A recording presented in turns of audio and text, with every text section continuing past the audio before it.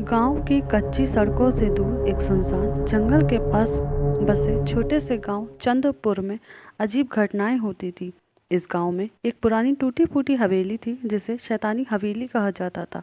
गांव वाले मानते थे कि वहां एक जिन्न का वास है।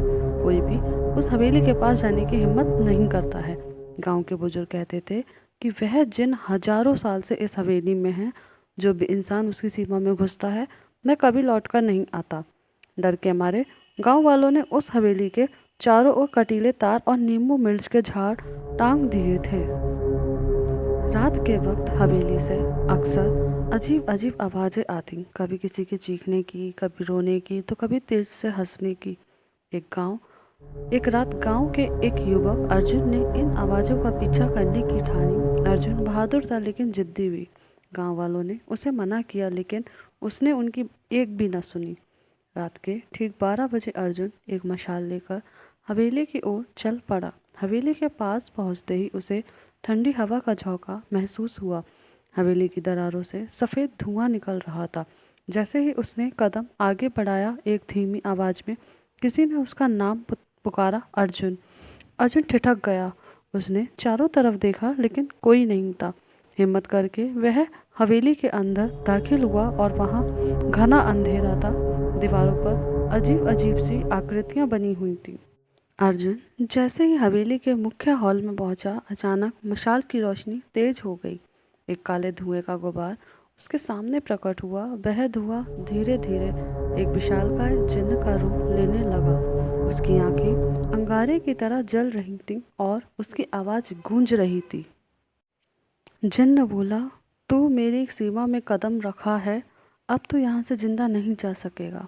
अर्जुन ने डर को छिपाते हुए कहा, मैं जानना चाहता हूँ कि तुम कौन हो और इस हवेली में क्यों हो। जिन्न ने ठहाका लगाया और कहा, मैं इस हवेली का रक्षक हूँ।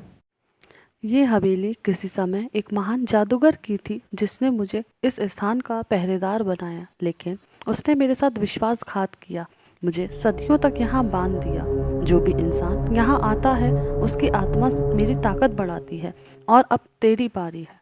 अर्जुन ने हिम्मत दिखाते हुए कहा, मुझे तुमसे कोई दुश्मनी नहीं है। अगर मैं तुम्हें आज़ाद करने का कोई तरीका ढूंढ लूँ तो क्या तुम मुझे जाने दोगे।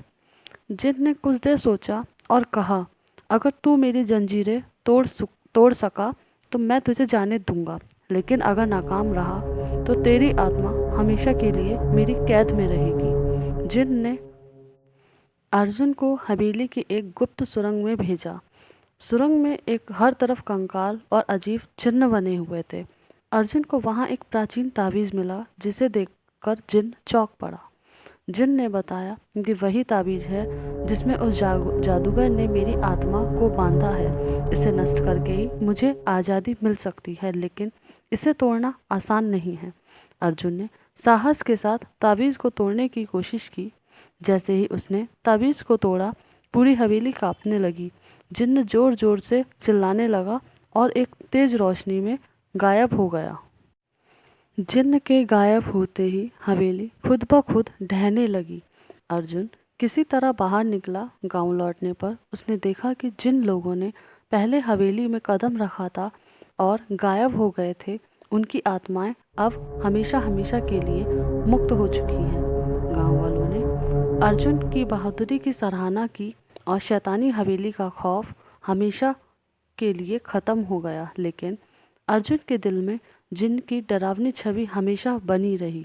उस रात के बाद अर्जुन ने तय किया कि वह किसी अनजान शक्ति को कभी चुनौती नहीं देगा, लेकिन उसने यह भी साबित किया कि हिम्मत और सूझबूझ से किसी भी मुसीबत का सामना किया जा सकता है।